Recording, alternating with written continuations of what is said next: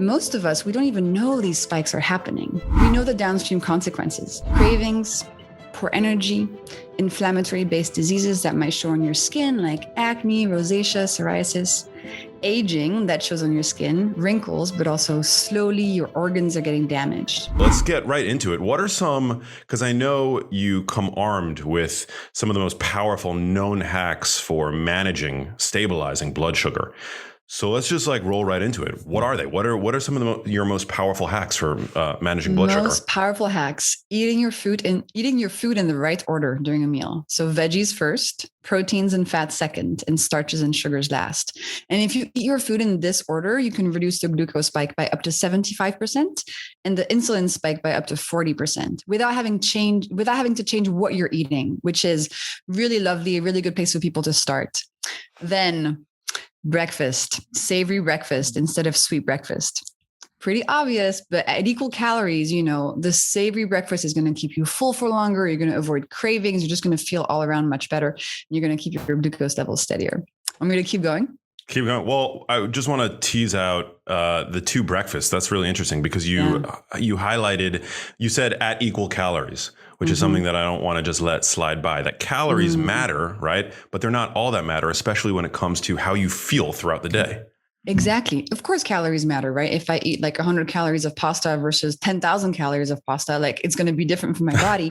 But calories are not all that matters. You can't just say, okay, I'm going to eat this amount of calories and that's going to make me feel good. You have to think about what kind of molecules you're eating, right? 2 breakfasts, same calories. One keeps your glucose level steady, helps you feel good, energized, you have no crashes, your mental health is better. The other breakfast, if it's sweet, same amount of calories, but if you create a big glucose spike and then a big drop in your body, you're going to be hungry again in 2 hours instead of staying full. That might then lead you to make poor food choices. I mean, it's all connected. I think it's really important for people to understand that you need to look at the molecules in your food, not just the calories. There are people out there, influencers, that will put side by side, they'll juxtapose 100 calories from eggs and 100 calories from Fruit Loops. And they'll say, they're basically the same thing. I know, it's insane. I mean, in a vacuum, yeah, okay, it's the same amount of calories, but what about what those calories do to your day? And what about, the choices you're going to make based on if you pick the egg calories or the Fruit Loop calories? Is not the same thing. Health is not in a vacuum. Health is a succession of all the decisions you make during a day, during a week, during a year. So yeah, you might as well set yourself up for success and pick calories of foods that are going to keep your glucose levels steady. I love it. So a savory breakfast, like eggs, yes. I don't know, vegetables. I love leftovers for breakfast. I'm a big leftover person, personally. But yeah, eggs are great. Greek yogurt with some nuts and berries. You can even have starches for breakfast as long as you don't have them naked. That's another hack. So if you're going to have carbs, so starches or sugars, don't have them naked. Make sure you're adding some fiber, protein, or fat to them so that the glucose and the fructose in them doesn't hit your bloodstream super quickly uninterrupted. You want to help your body land the glucose and fructose spikes a bit softer. So what would be an example of a naked carb, like a glass of fruit juice, for example? A glass of fruit juice, or even simpler, like a slice of toast with nothing on it. So what about like some of the higher fiber toast? Because you said you could dress it up with fiber. You could. Yeah, you could. Even if it's a high fiber toast, I would still recommend you go the extra mile and then still add some cloves. But I mean, okay, it's a blurry line. The regular toast, definitely add something to it. Add a slice of ham, add some avocado, add some guacamole, add some butter. Just add something so that it's not just a naked glucose and fructose spike happening. I love that. Okay, so dress your carbs, no naked carbs. We're not shaming carbs here, but put some clothes on them. Exactly. Carbs, they're delicious. They're a part of our culture. They're cheap, quick source of energy. I love eating carbs. They bring me pleasure. I want chocolate cake for my birthday. I'm not having a broccoli cake. So the hacks I share are about figuring out some, principles that allow you to eat these carbs and have their pleasure while diminishing some of the consequences on your body.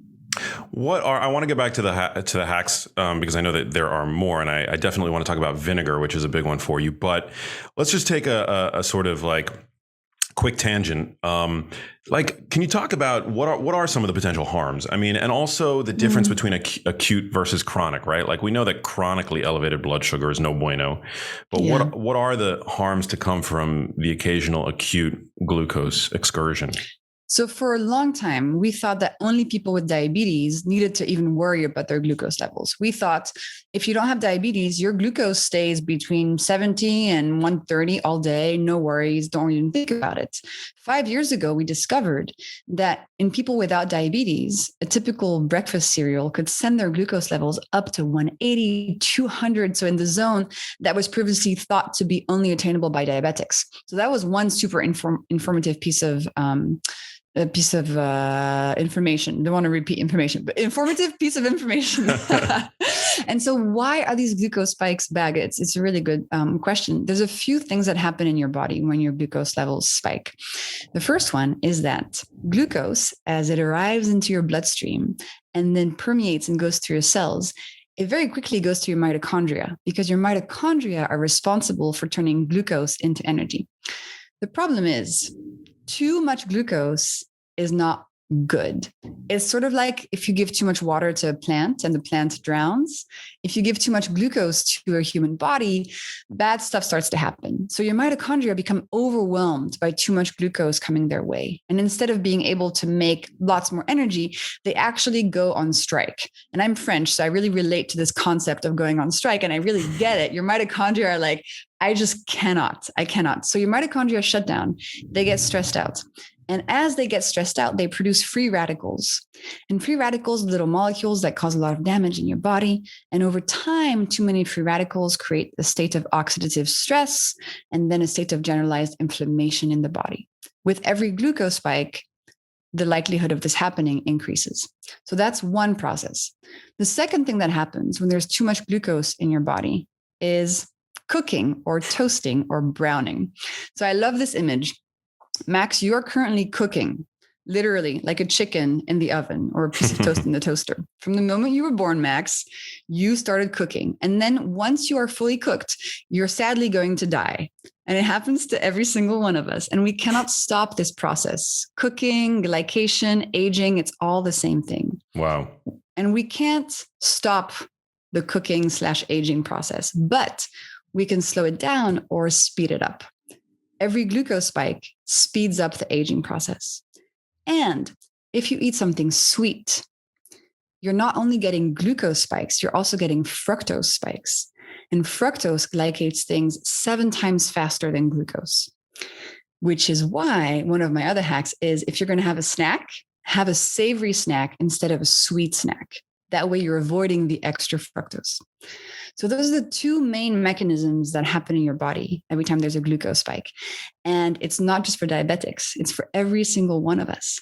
And in most of us, we don't even know these spikes are happening, but we know the downstream consequences. And I'll just name a few.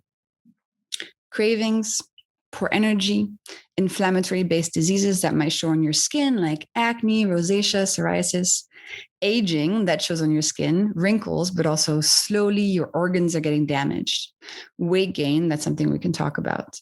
Infertility problems, especially conditions like polycystic ovarian syndrome. And then long-term development of chronic diseases like type 2 diabetes, etc.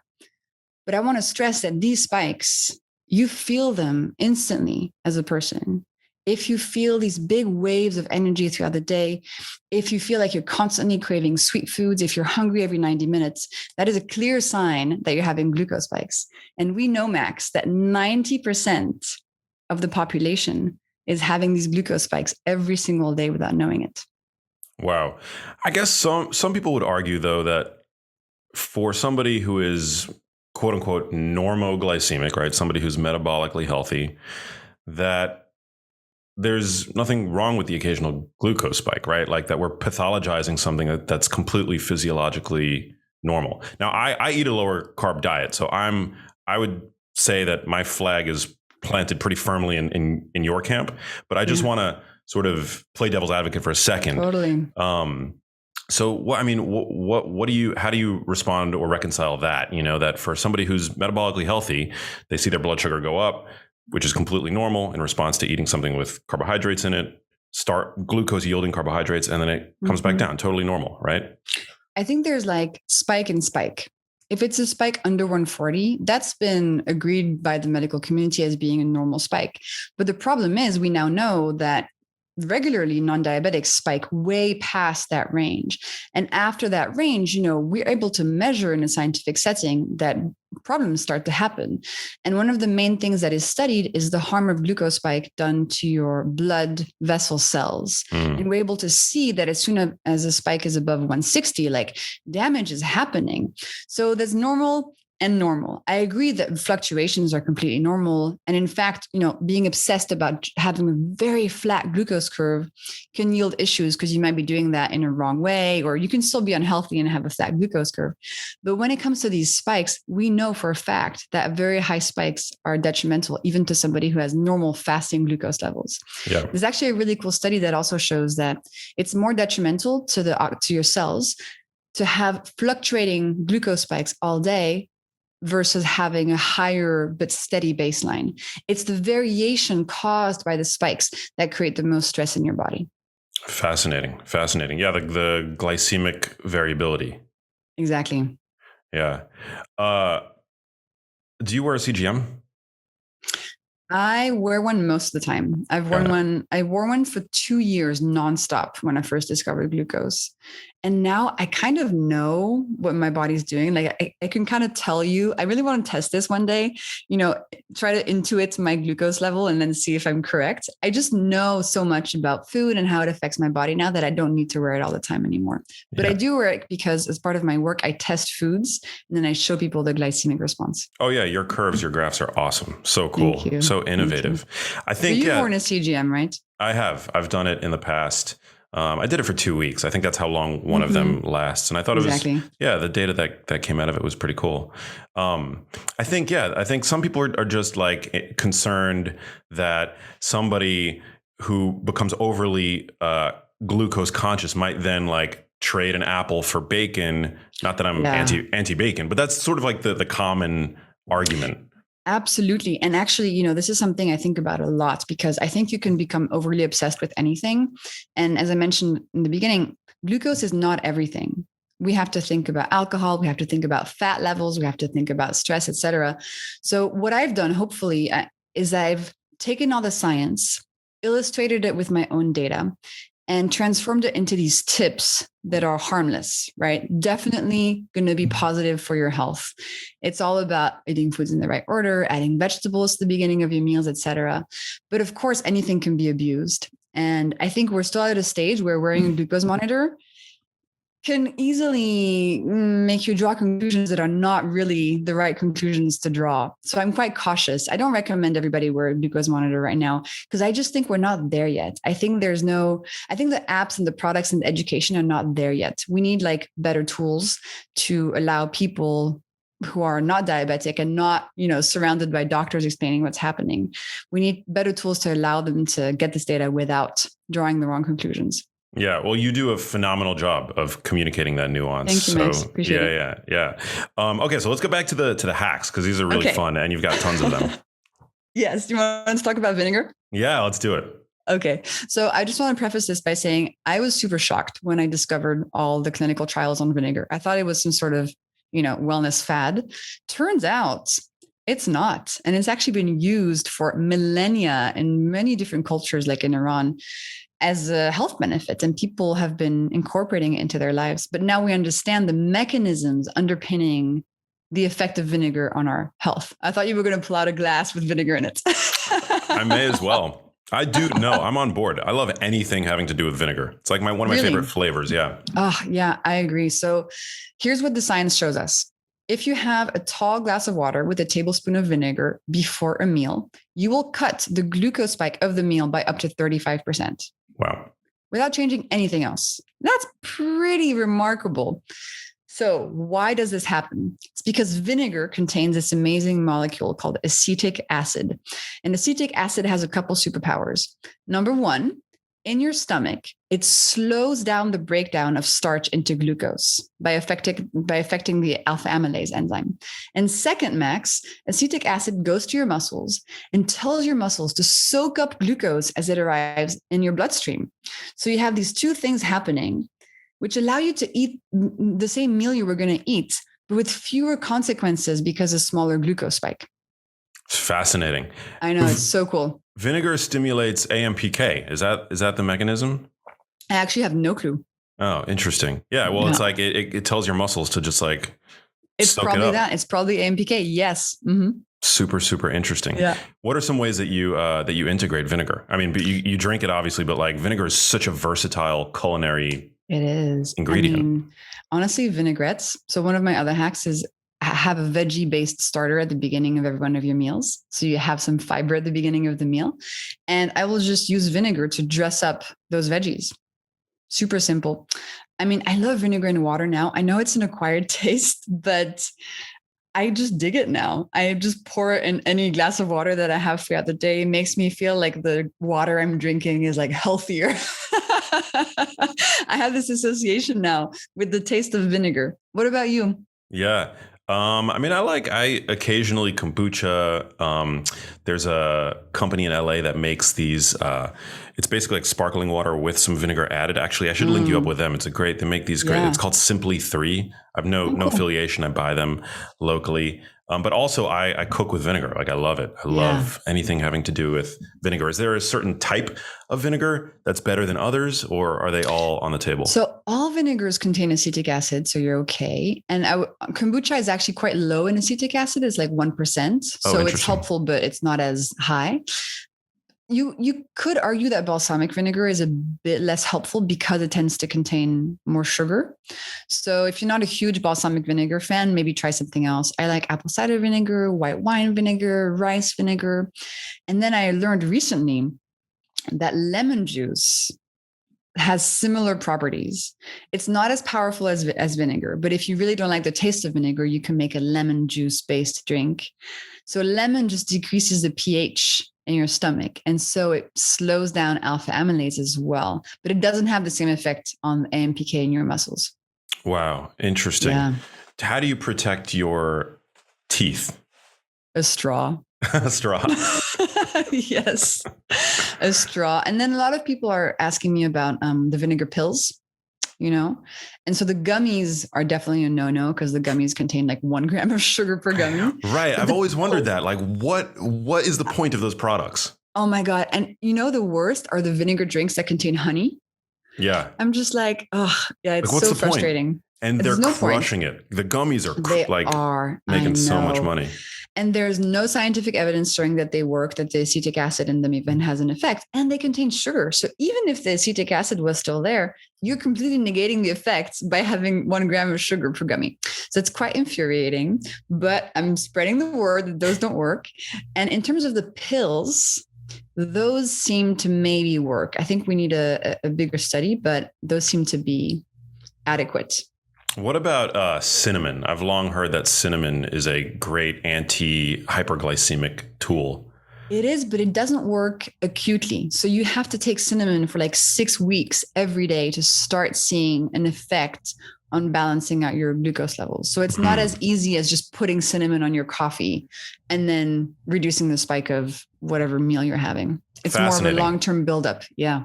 Oh, I didn't know that. Fascinating. Yeah. The vinegar just works instantly. It's just like that. Damn. Yeah. Vinegar goddess. The vinegar vixen. Yeah, we need a V thing. Not vixen. The vinegar. I mean, glucose goddess is great. Thank you. Yeah. I'll think about a vinegar one and I'll grab the Instagram handle as quickly as I can once I find a good one. Well, you might have like somebody out there wanting to be your like protege, right? Yeah, I love it. That would be great. Another big one is movement, right? Because your muscles really, play a crucial role in all this, helping keep your blood sugar stable. What can you tell us about movement and exercise? That it's always good for you, regardless of how you do it. But if you're just starting out and you want to have a maximum impact on your glucose levels, one of my hacks is 10 minutes of movement after your meals. So within 1 hour after the end of your meal, pick whatever form of movement you like best. Maybe dance to your two favorite songs, fold your laundry, walk your dog, whatever, do some weird shaking in your living room, whatever. Use your muscles. Because as you do that, your muscles are going to need energy to contract. And the first place they look is in your bloodstream for glucose. So the studies are pretty solid. They show that just that 10 minutes, even if it's just walking, significantly reduces the glucose spike. And I've found that it's particularly helpful for people who suffer from the, food comas, post-meal sleepiness. The movement really seems to combat that really well. Wow. What can you do? Can you share about bio-individuality? Because, there were a few studies a couple of years back. Well, there was one in particular that I'm thinking of. It was a microbiome-related study, and they fed two people I believe it was either like bananas or white bread or some crazy bolus of like some high starch food. And they saw dramatically different blood sugar spikes. Totally. So it's definitely true. If you and I, for example, Max, were CGM and ate the same food, we would see different curves. And that has to do with how hydrated we are, what our microbiome is like, if we're tired, if we're stressed, what we ate 2 hours ago, if I'm menstruating, like so many variables, right? And we have to acknowledge this, but not get too hung up on it, because essentially 80% of our glucose response is going to be based on the factors that I talk about, like eating your food in the right order, having or not having vinegar, moving or not moving. And if you and I both tested, say, that banana, and if you and I both put some almond butter on it, so put some clothing on the carbs, both of our glucose spikes would be smaller. So the hacks work in everyone, and they're the basis for getting your glucose levels steady. Then if you want to go a bit further and figure out, okay, within all the different varieties of bananas, which one is best for my microbiome, for example, that's fine, go for it. But regardless of what that result is, putting clothing on that banana is always going to help. You know what I mean? Yeah, I love that your hacks work for all people. Exactly. Like for everybody. There's no such thing as a one-size-fits-all diet, but these are, in a way, one-size-fits-all tips. Principles. Yeah, because it doesn't matter if you're vegan, if you're paleo, like whatever. These are principles based on how your biochemistry works in your body. They're super easy. They're going to help your glucose levels get steadier, and you're going to feel better. And whatever it is you're struggling with, it's going to help you. For me personally, it was my mental health was all over the place when I discovered glucose levels.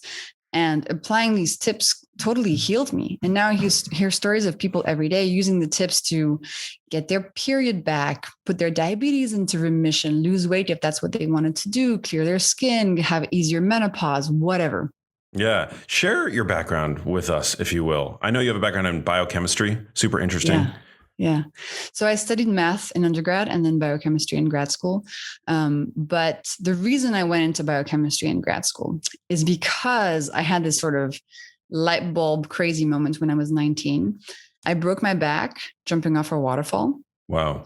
Great idea. Highly recommend it. I had super intense surgery, physical problems. And then mentally, I was really not okay. I wanted to die. It was terrible.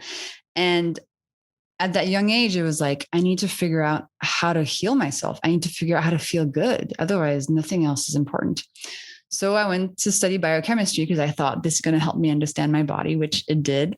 And then I went to work in the field of genetics in Silicon Valley for 5 years. Also understood lots of cool stuff. But while I was there, I put on a glucose monitor for the first time. And that changed everything for me. Because one, I was finally able to speak to the inside of my body, which is something that I hadn't been able to do since my accident, really. I felt so disconnected. And then two, I found out, Max, that glucose spikes were one of the triggers for my episodes of mental health problems, my episodes of depersonalization, which is the condition I had been diagnosed with. And so from then on, I was like, okay, I have to figure out how to avoid these glucose spikes. But also, I love pasta. I love chocolate. I don't want to give those up. How do I do it? And I was able to heal with all the information I found. And then it became super clear I should share it. So I shared it with my friends, with my family. They wanted me to put it online so they could share it. So I started the Instagram. And I became really passionate about explaining science in an easy, friendly, exciting way. And that was 2 years ago, and the rest is history, I guess. Wow. Just 2 years ago. That's when you started your 3 Instagram years account. ago. 3 years ago. Wow. Yeah. And we talk about the glucose goddess name. That was not the name of my account. It was just my full name, Jessie Inchauspé, but that was impossible to remember or spell for most people. So I had to figure out like a sexy name. So I thought glucose girl, glucose guru. I was like, no, I can't do guru. So goddess felt like a good alternative. I love it. Let's talk about hormones. What are some of the hormonal effects of, for both men and women, from glucose spikes? Well, first of all, glucose spikes affect your hunger hormones. So if you're having lots of spikes throughout the day, your ghrelin is all over the place, so you're feeling hungry every 90 minutes. If you avoid the spikes, then your ghrelin is much more stable and you're less hungry. And this has been shown in some really cool studies where the breakfast study, they give you either a spiky breakfast or a steady glucose breakfast, same amount of calories, and they measure ghrelin. And they see so clearly that the spikes completely deregulate your hunger hormones. So that's one hormone that is affected. The second big correlation between glucose spikes and hormones is in the case of female hormones. So when we have a lot of glucose spikes in our body, insulin levels rise. And when insulin levels are high, two things happen. Number one, your ovaries produce more testosterone.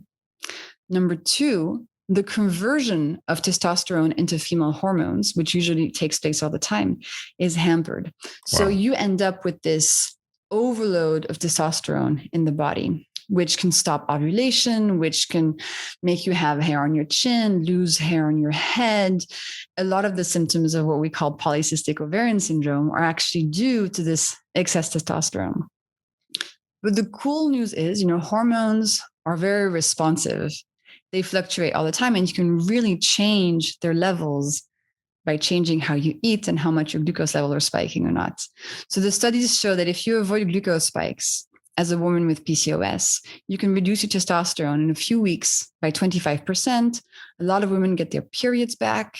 I get a lot of messages from women who have been trying to conceive, for example, and who have not been able to because of PCOS, who are then able to get their period back and have a baby by using the glucose hacks, which is just amazing. When often, they're told there's nothing they can do, and it's just a condition they're born with, and they have to take the pill to regulate. When the pill, all it does is it gives you artificial, external female hormones to compensate for the testosterone that's overflowing in your body.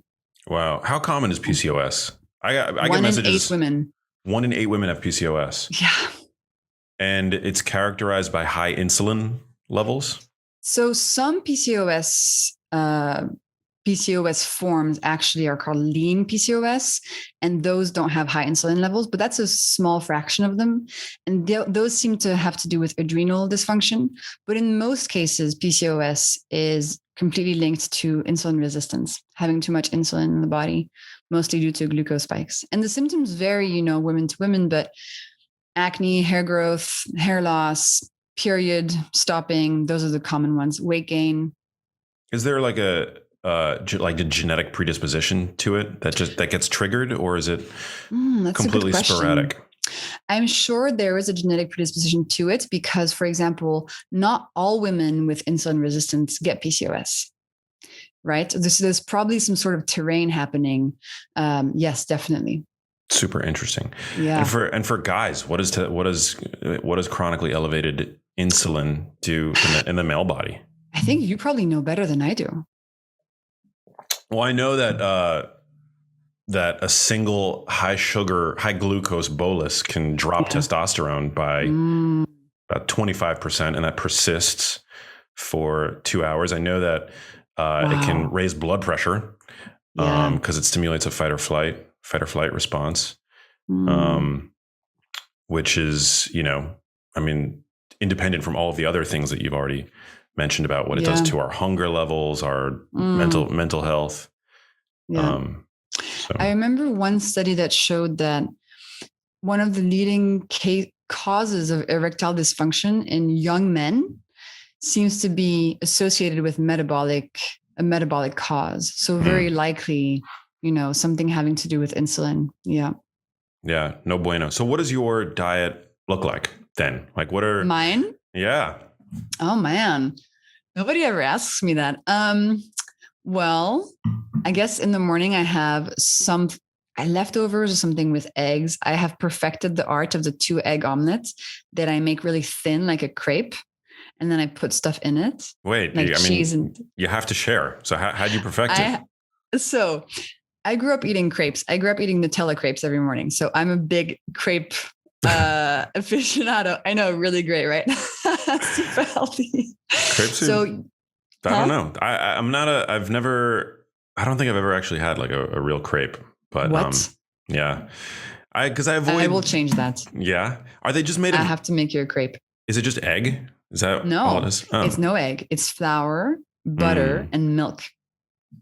Yeah, I don't really do the flour stuff very Oh, come often. on. But I'll make okay. you one. You have to try it. Okay, deal. Deal. If the glucose goddess makes you a Nutella crepe, you have to eat it. You have to eat it. You're right. Fair. Okay. So you grew up eating crepes. Yes. And I was always super hungry at 11 a.m. and I thought it was normal. Turns out it was my glucose. So, how do you make my new and improved egg crepe? Crack 2 eggs in a bowl, whisk them, get yourself a kind of flat and big pan, butter in the pan, pour the eggs in, make sure the egg mixture goes all around the pan. So it's like a circle. And then literally, I mean, that's it. You don't even have to flip it because it's so thin. Put it on your plate, put some feta, tomatoes, avocado, hot sauce, like whatever, spinach, whatever you have. You fold it in half. Ta-da. It takes 2 seconds to make. And it's my go-to breakfast. Sounds amazing. You got to be using some kind of like non-stick pan to do that, right? I mean, yeah. Yeah. Yes, absolutely. Mm-hmm. Yeah. Is that bad? Well, I mean, I'm just thinking about doing it in my cast iron pan, and I'm like, that's not going to work. Maybe with a lot of butter, it will work. Yeah, potentially. Yeah, try it out. Let me know. So eggs are A-okay by the glucose goddess. Yeah, eggs are okay. I mean, for a long time, we thought that when you eat cholesterol, that creates heart disease issues. Now we know that so many things about that statement are not not correct. You know, cholesterol levels are not a good indicator of heart disease. Half of the people who have a heart attack have normal levels of cholesterol. And then we realized, I love how science is always evolving. Then we realized that when you eat cholesterol, it doesn't make cholesterol in your body. So, you know, all in all, now the studies show that if you put people who have type 2 diabetes, you switch them from an oat breakfast to an egg-based breakfast, their heart disease markers go down and their type 2 diabetes goes into remission more or less. So like, it's pretty clear that eggs are fine now. Eggs are totally fine. Yeah, I love them. Me too. Are you into, do you dabble with fasting?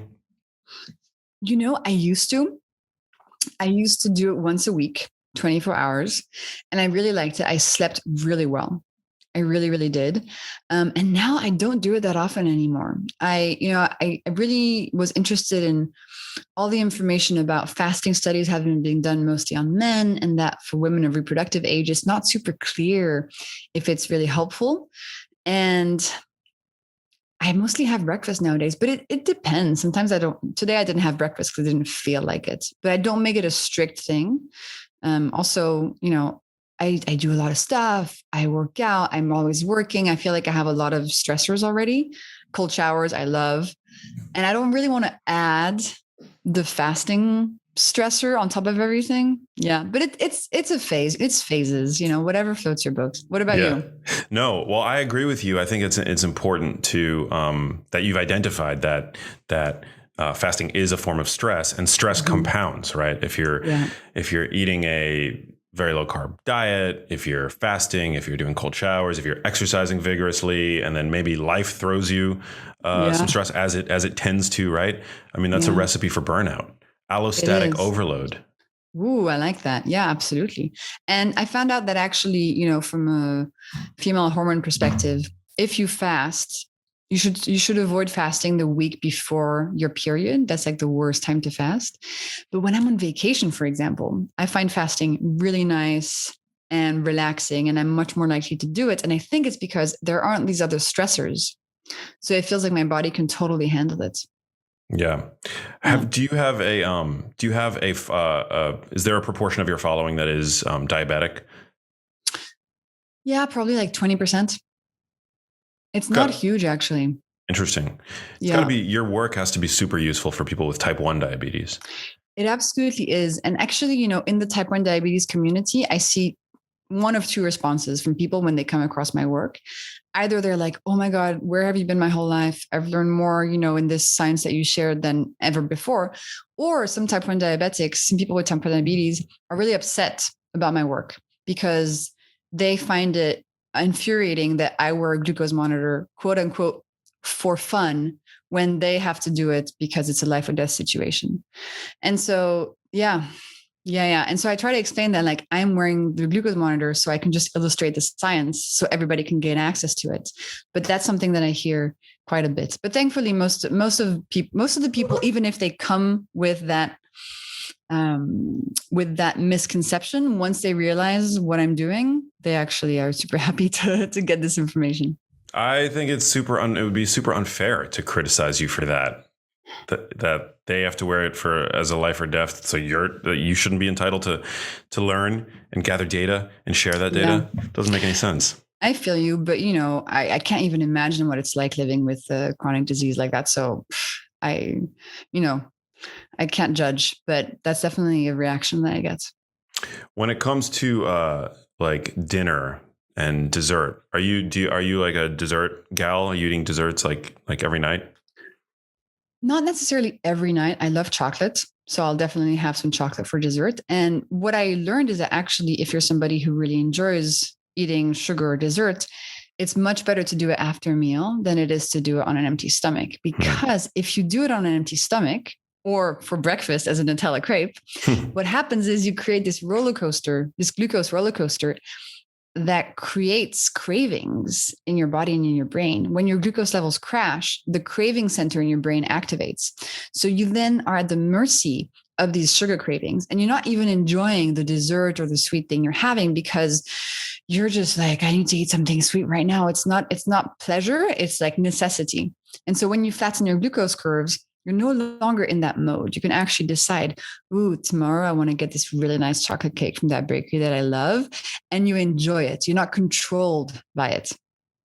So generally people feel when they go on a low, when they manage their glycemic variability, which your work helps them to do, right? And you have tons of tips in the book, Glucose Revolution, which people should definitely pick up.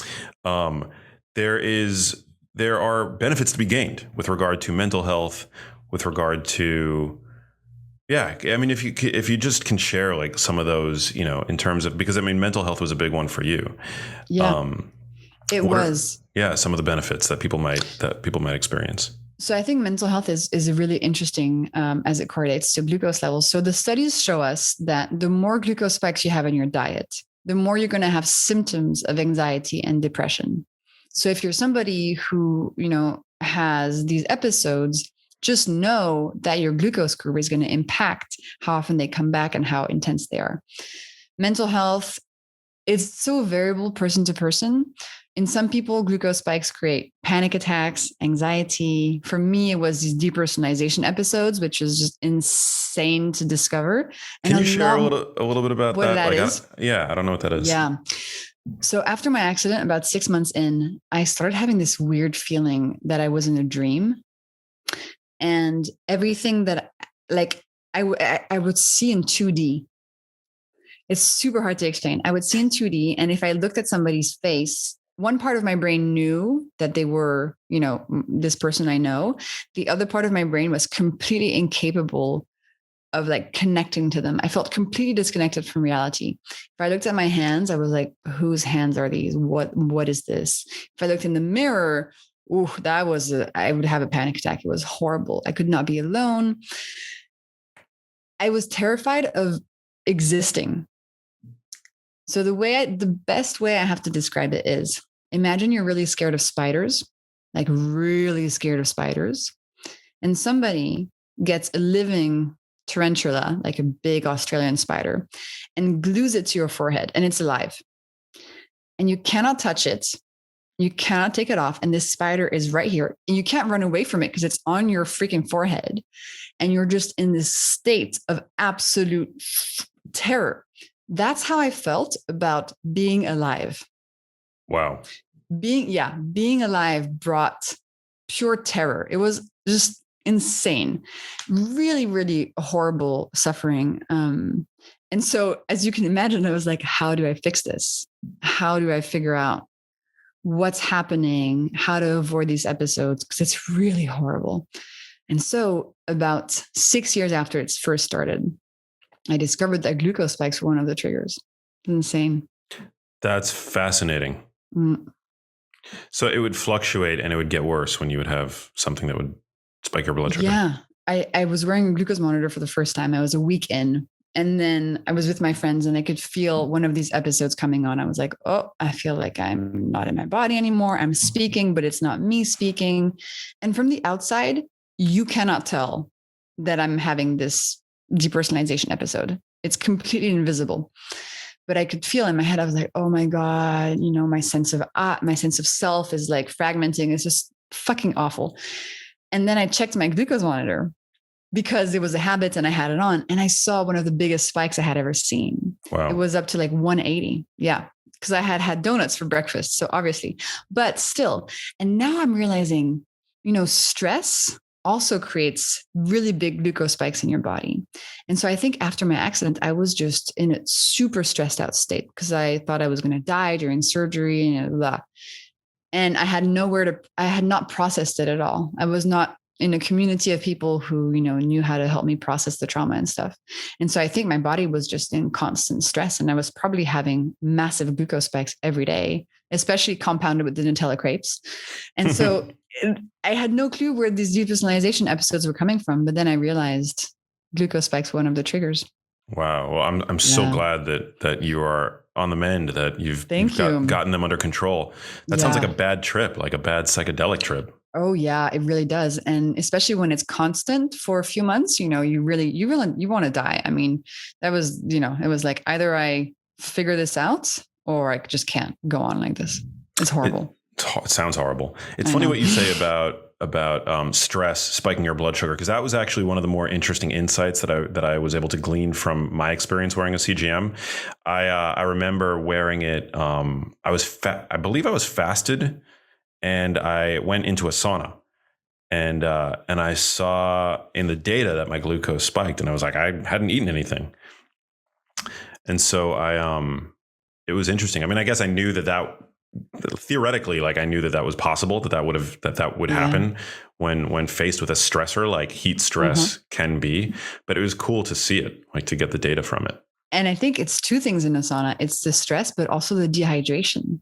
Because when you're dehydrated, your blood, there's a bit less water in your blood. It's a bit thicker. So glucose concentration increases. But does that mean then, so how do we interpret that, right? Because those are okay spikes, because in that case, it's a hormetic stressor. It's the same thing for exercise. If you do really intense exercise, you might see a big glucose spike. And that's one of the other wrong conclusions to not get from a glucose monitor. You might think, okay, so I should stop exercising, should drink lots of alcohol because that keeps my glucose levels steady. But no, that's not the case. For example, in the case of exercise, yes, your glucose levels spike because your liver is releasing all this glucose for your muscles to use. So yes, the side effects of glucose spikes are happening. Glycation is happening. Stress to your mitochondria is happening. But exercise also brings all these other benefits that outweigh the acute consequences of that increase in blood sugar concentration. Makes perfect sense. Yeah. This is so cool. I feel like, I mean, you bring so much knowledge and experience to the table. What is your, day-to-day journey look like these days? Is it just evangelizing the research and your insights? What is that like for you? So I'm in the middle of the book tour right now. So I've had the amazing opportunity to go to several countries and talk about this. I'm constantly on a journey of trying to figure out, how do I communicate this in a helpful way? How do I make this as positive as possible? How do I explain the science better and better? Always taking feedback from people. I mean, I made so many mistakes in how I was talking about this, always learning. So yeah, most of my time is now spreading this information because it's life-changing and I really want everybody to know it. And I've been lucky enough to be able to make this my job. I'm living off of sharing glucose science, which is pretty dope. So It's pretty dope. But my hope is that I'm out of a job one day, that, everybody knows the hacks. Everybody knows that glucose spikes have these effects on our bodies. Everybody knows that if they have cravings or they're tired all the time or they have PCOS, it's not their fault. It's just their body telling them, hey, glucose spikes are happening. So at some point, I hope I'll be out of a job, and then I'll go on to the next topic. Where is, you kind of hinted at this, but like where has your perspective changed or evolved since you got started doing this? Like in terms of your messaging, how you communicate this? Oh man, so many things. I think at the beginning, I was learning. And so I would label a food as bad or good just based on the glucose spike. And that has changed completely because now I understand glucose is not the only thing. But when I first discovered it, I was like, anything that keeps my glucose level steady is good. So if I add, a kilo of cheese to these nachos, glucose is steadier. So that's better. And, I've become more and more nuanced. And I think that's what happens as you learn more about a topic. You actually become way less extreme. You understand all the different points of views and all the different things happening at once. So I've just become better at holding multiple things of equal importance at once instead of just focusing on glucose. That's amazing, by the way. Thanks. That's one of the biggest ones. Mm-hmm. No, that's beautiful. That's super, super important. I mean, that's the mark of a scientist, of a continual learner, right? Somebody who's willing to integrate new information. Exactly. And not be so tethered to their previous ideas beliefs. And previous positions. That they can then, I think you get, so many times my beliefs got crushed, or I realized I was wrong, that at the beginning it's hard. You're like, oh my God, what's happening? But then next time you're like, oh yeah, okay, cool. And I can do better and better. And I actually share, with my community, all the stuff I learn. And when I say stuff that ends up being wrong, I think it's important because I'm just trying to share a message. I'm not trying to make people believe something I believe. I'm just trying to communicate useful stuff. So when the science evolves, I hope I always get to share the latest stuff, even if it contradicts what we knew 3 years ago. That's just science. Yeah. If there's one thing that you could change about the standard American diet, what would it be? Breakfast, man.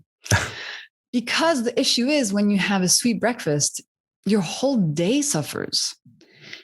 If somebody has had a sweet breakfast like I used to have every single day for their whole life, they don't even know what it feels like to have a day that's not a glucose roller coaster. You have a completely different day, Your hunger levels are completely different. You don't have any cravings. You're not tired in the middle of the afternoon. You sleep better. So that's one of the biggest things. Yeah. It's also really hard to change. Even I'm here in France right now for the French book tour, but everybody has toast and jam for breakfast and orange juice. Wow. Yeah. There's a lot of stuff to change there. Yeah. It's part of the French paradox, right? It is. Are people still smoking there as much? Oh yeah, it's crazy. They smoke and they drink wine. But also one thing I've realized is that yes, food is really important, but also, emotional connection, community, low stress levels, vitamin D, nature, that's also really important. And I think in France, people have much more of communities than in other countries. People are always together. They eat together at every meal as a family. They're always with friends. Sure, they're drinking wine and smoking cigarettes, but they're doing that with their their 5 best friends that all live. I mean, there's really a sense of human emotional support here that I find quite unique. And how have the French taken to I guess your book just came out there, but I've actually taken really well. It's number 3 in France this week of all books. Amazing. I mean, because the French love their croissants. I know. I did a test recently on Instagram where I showed 2 different French breakfast. I showed one, which was espresso and pain au chocolat, so a chocolate croissant. And the other one was an espresso with a ham croissant. And I was explaining, look, the ham croissant makes a smaller spike. So you'll have less of a problem during the day. But the thing is, in France, ham croissant are not a thing. And so I got all these messages like, are you really French? You're eating a ham croissant. This is not very French. It's like an American invention. Oh my God. And what about the baguette? The baguette is that's a thing over there. It's a thing. And when you go to a restaurant, they give you the baguette first thing. And so what I try to teach people, always. So I try to teach people, you can have the starches, just have them after the main, have a vegetable-based starter, then you have your main, and then you can have bread. But if you have it at the beginning of your meal, it's going to create a big spike. 90 minutes later, you're going to crash. And during that crash, you're going to want to eat something sweet, which is very helpful for somebody who owns a restaurant, because if they do this technique 90 minutes in, when it's time to see if you want or you don't want dessert, if you're crashing, you're going to want dessert. So I think it's like a conspiracy to get people to order dessert at a restaurant. We should band together and create like a GoFundMe or something, lobby restaurants to bring the bread basket after the meal. Let's do it. For the sake of human health. I agree. Perfect. We have a project together, Max. We do. All right. I like it. Hey, if you like that video, you need to check out this one here, and I'll see you there. I was working with a running team, and 2 of the girls on the running team didn't have periods. And one of them was willing to eat liver. The other one, we did desiccated liver capsules. Within 8 weeks, they both got their periods.